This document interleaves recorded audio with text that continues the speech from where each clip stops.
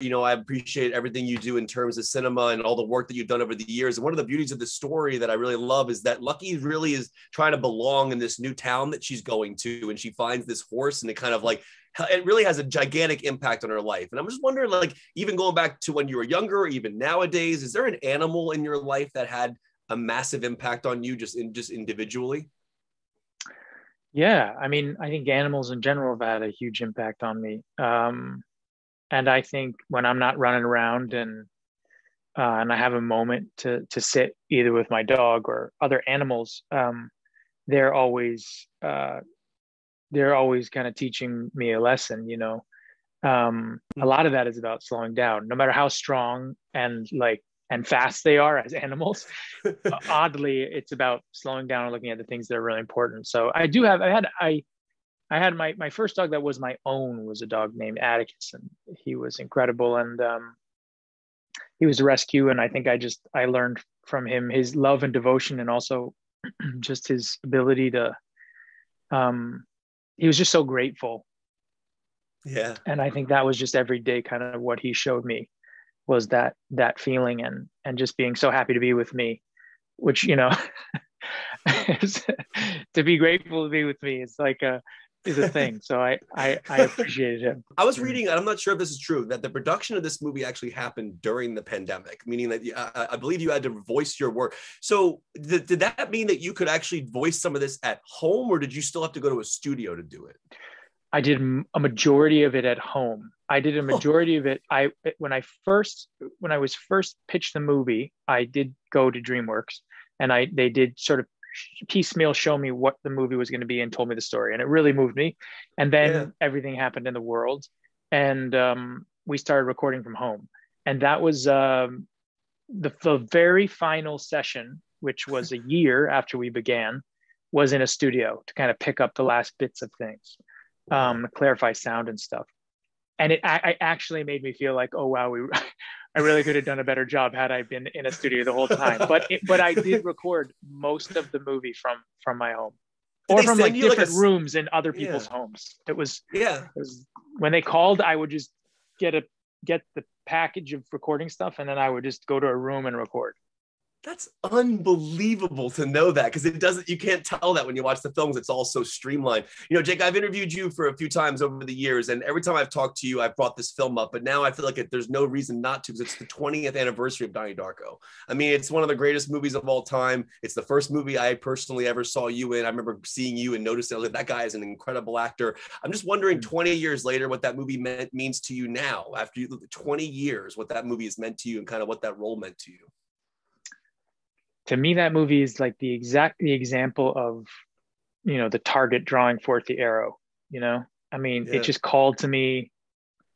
I almost had very little choice in the matter. It was just saying, this is the thing you had to do. And in a lot of ways, it definitely changed my career. And I also showed me a lot about what, you know, success is. You know, at the time that the movie first came out, it was not, you know, what anyone would deem in the status quo as successful. It just didn't do well, or whatever you would say, in the box office and this and that. It didn't get bought to be put into movie theaters for a year after it was made.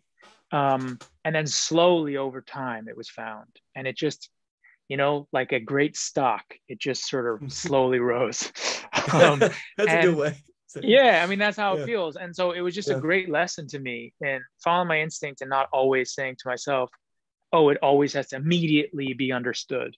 But also for me as an artist, to me, that movie is about the power of, you know, the unconscious, and the power of, you know, the things that we don't see, and to trust them. And I'm just so proud of it. Just the fact that 20 years later, it stands the test of time, and it's still here, and people still enjoy it, shows me the power of all those things. Yeah, well, a lot of your films, I feel like, can fall into exactly what you just said. I think you've made some brilliant work over the years, and I can't wait to see what else you do. And congratulations on this film. I can tell it's obviously a personal film for you as well. So thank you so much for your time today, and Thanks, hope you're staying safe, man. man. Good seeing you. Same to you, man. I was actually just curious. I started thinking about the animals in my life that impacted me. Is there a particular animal that you could think of that had a specific impact on you, just maybe either growing up or even nowadays? Well, all of my dogs. Yeah. I mean, certainly. We actually adopted a new dog during the pandemic. Oh my gosh, we love her so much. The funny thing was, is like everybody, I was always on all of the, all the shelter sites looking at dogs because we had a lab mix named Cherry that we lost a couple of years ago, and we absolutely loved her. She was just a great dog. And we still had our other little dog, Millie, who was a Chihuahua mix. So I would be on these sites all the time, like, looking for puppies and looking for dogs. I thought, well, I'm going to get an adult, an older dog to keep our older dog company, a little one. So I applied for this dog, a Papillon Chihuahua mix named Go-Go. And when the application, when the application was accepted, and they called me because it was an extensive application, because they always are for shelters. Oh, yeah. Said, listen, I noticed that you had a lab mix named Cherry that passed away. There's a little lab mix named Cherry being fostered 10 minutes from your house. And I was like, hang on. Yelled to my husband. And I'm like, 10 minutes later, we were in the car to meet this little puppy. And she's so adorable. Anyway, we adopted her and we named her Hope. And because we didn't want to, call her Cherry again. And she is the light of our lives. So there you go. There's my dog story. I was actually interested in knowing this because I know the voice work for this was actually done during the pandemic. And Jake Gyllenhaal was saying that they would actually ship like a microphone to the house and he would do. So how did it work for you? Did you get on like a Zoom with the director and then just do your voices? How does that work? It was pretty crazy. And also I was in a place, they kept saying to me, I would have the little mic there and they'd be like, well, is there a room that's like a little less live? And I'm like, this is my laundry room. This is all I have. So it was rough just trying to get to be in a place, I would stuff towels in the corner and stuff just to, I know, but it was great to have something to focus on and something that was so positive, during that time. That's amazing. I've grew up, I've watched so many films that you've done that have had such an impact on my life, just in terms of filmmaking, movies that just generally blew my mind from a filmmaking standpoint, whether it be Boogie Nights or even Children of Men. Children of Men just had a 15-year anniversary this year, which is one of my favorite movies of all time. What did that movie mean to you in terms of just your career? And what do you still pull from Koran that you even use now, or even something like this? It was different, obviously, but... I love him. Oddly, I just finished a project with Clive Owen. So, Clive and I worked together again for the first time in 15 years on this thing called Lisey's Story that's coming out June 4th on Apple. Yeah, Abrams is doing that. Yeah. So anyway, it was great to see Clive again. I mean, it's like we picked up right where we left off. And he's just a wonderful actor. And what an opportunity to be with Alfonso in that film. It's really a beautiful film.